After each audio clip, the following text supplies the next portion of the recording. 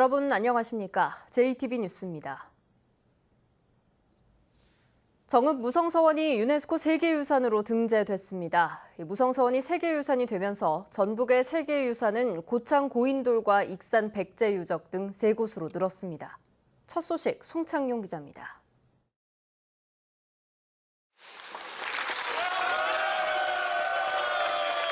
정읍 무성서원을 비롯한 전국 9개 서원이 유네스코 세계유산으로 등재됐습니다. 조선시대 핵심 이념인 성리학을 보급하고 구현한 장소로 높은 평가를 받았습니다. 전국의 9개 서원과 함께 우리 정읍의 무성서원이 등재가 확정됨을 전 국민과 그리고 특히 정읍 시민과 함께 진심으로 축하의 말씀을 드립니다. 전북 유일의 서원인 무성서원은 통일신라 말기 최치원 선생을 기리기 위해 태산사라는 사당을 세운 데서 비롯됐습니다. 이후 조선 숙종 때 무성이라고 사액을 받은 뒤 서원으로 개편돼 전북 사림활동의 거점이 됐습니다. 흥선대원군의 서원 철폐령 때도 서원은 역사적, 학문적 가치를 인정받아 헐리지 않았습니다. 무성서원 앞에선 주민들이 모인 가운데 한마당 잔치가 열렸습니다. 칠보와 정읍, 전북의 자랑에서 세계의 보물이 된 것을 축하했습니다. 저희한테는 항상 친근한 존재예요. 어렸을 때부터 글쓰기나 그림 대기 많은 행사를 여기도 했고, 그런데 이번에 이렇게 저희 기대에 미쳐 이렇게 된 게 너무 매우 기쁩니다. 전라북도는 무성서원이 세계유산이 됨에 따라 세계유산 협약과 운용 지침에 맞춰 유적의 보존과 관리 방안을 마련해 시행할 계획입니다. 또 향교와 서원의 활용 프로그램도 확대할 예정입니다. 서원은 유학을 근본으로 교육을 했던 곳이기 때문에 그 유학의 역사를 정립하는 앞으로 전북학 연구를 진행시킬 겁니다. 전라북도는 여세를 몰아 내년에는 고창 갯벌, 2021년에는 가야고분군을 세계유산으로 등재시킬 계획입니다. JTB 뉴스 송창용입니다. 수천억의 예산이 들어간 만경강과 동진강 하천 정비 사업이 마무리 단계에 들어서고 있습니다. 재해를 예방하고 친수 공간을 만들어 하천 이용을 활성화하기 위해 시작된 사업인데 관리는 제대로 되고 있을까요? 하원호 기자입니다. 만경강 둔치에 조성된 축구장입니다. 오랫동안 사용하지 않은 듯 잔디는 흔적도 없고 자풀만 무성합니다. 골대가 없다면 축구장인지 풀밭인지 분간하기 어려울 정도입니다. 산책로에 심어놓은 나무도 대부분 말라 죽었습니다. 그늘 한 점 없는 산책로에 이용객이 있을 리 없습니다. 하천의 생태적, 공간적 특성을 반영하지 않고 일반 공원을 만드는 것처럼 조경수를 식재하고 수변에 잘 살지 못하는 식물들을 식재를 함으로 인해서 이 공간이 생태적으로도 아주 황폐화됐고 사람들도 찾지 않는. 애써 만든 주차장에는 누군가 몰래 버린 소파와 생활 쓰레기가 한가득 쌓여 있습니다. 지난 2011년부터 시작된 만경강 하천 정비 사업에는 지금까지 모두 2,790억 원의 예산이 들어갔습니다. 2,690억 원이 투입되는 동진강 하천 정비 사업까지 포함하면 사업비만 5,400억 원에 이릅니다. 익산국토청은 정비 사업이 끝난 하천 구간의 관리를 해당 시군에 맡기고 있습니다.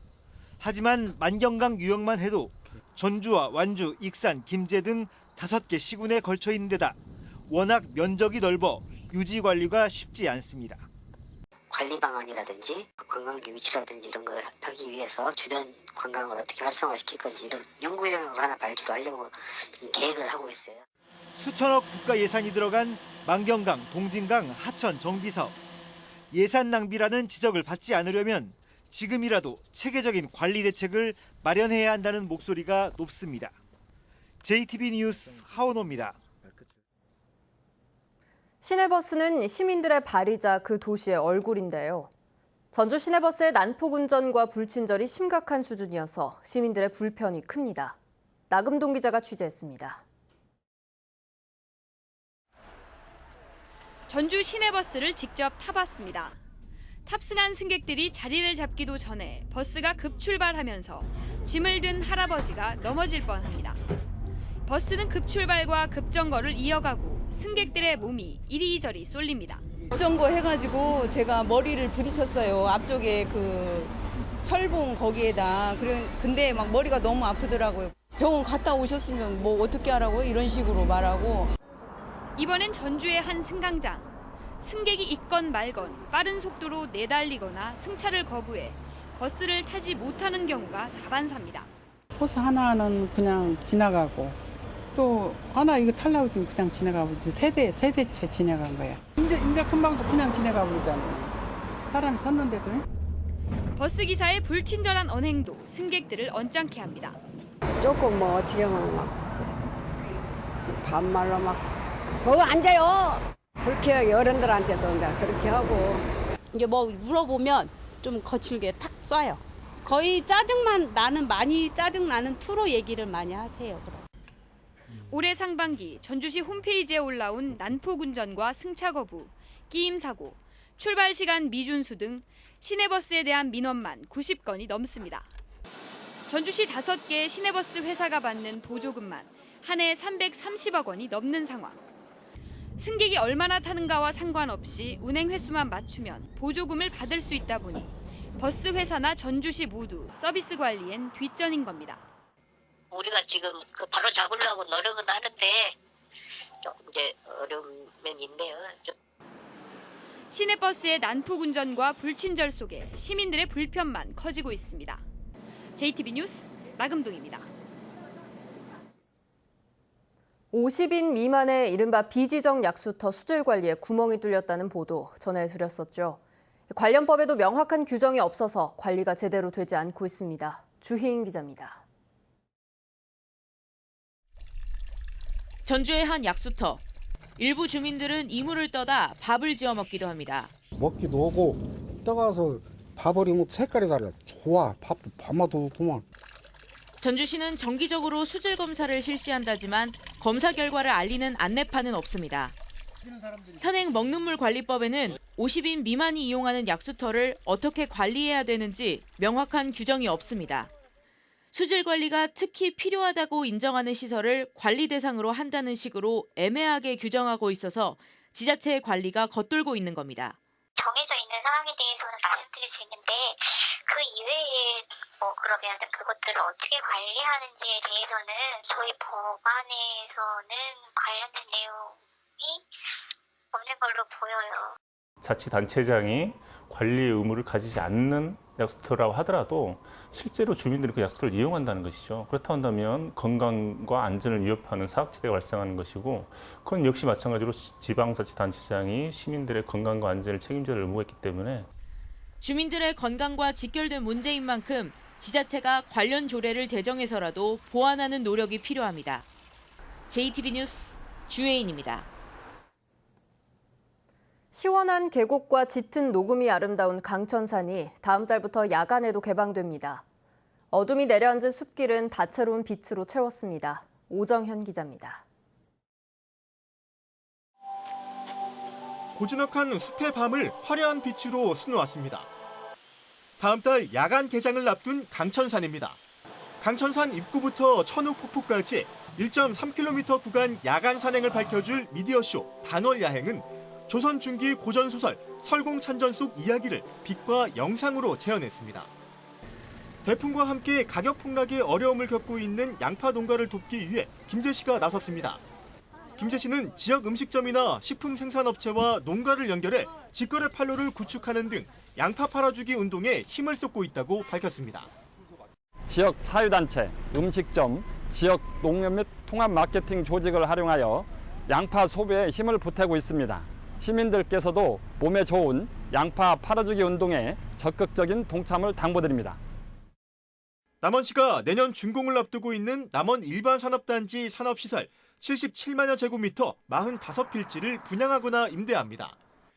식료품과 비금속 광물 제품, 금속 가공 제조업 등 고용 창출 효과가 큰 고부가 가치 기업이 우선 유치 대상입니다.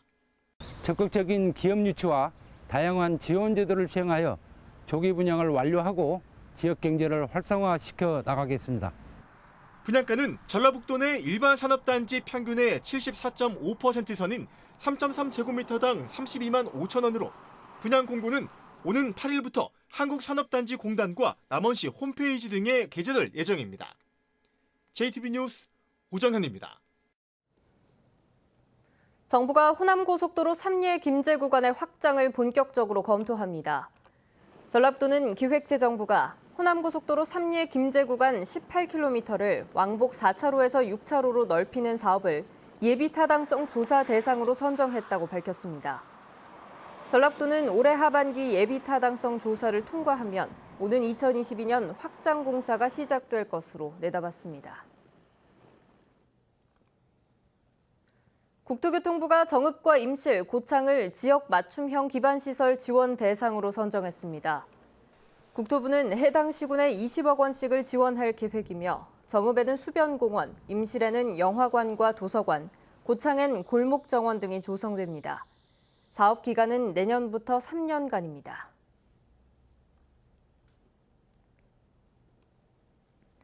오늘은 구름이 많겠습니다. 오후 한때 장수와 남원 등 동부 내륙 지역에는 5에서 20mm의 소나기가 내리겠습니다. 한낮 기온은 전주 29도, 무주 28도 등으로 어제보다 1, 2도가량 낮겠습니다.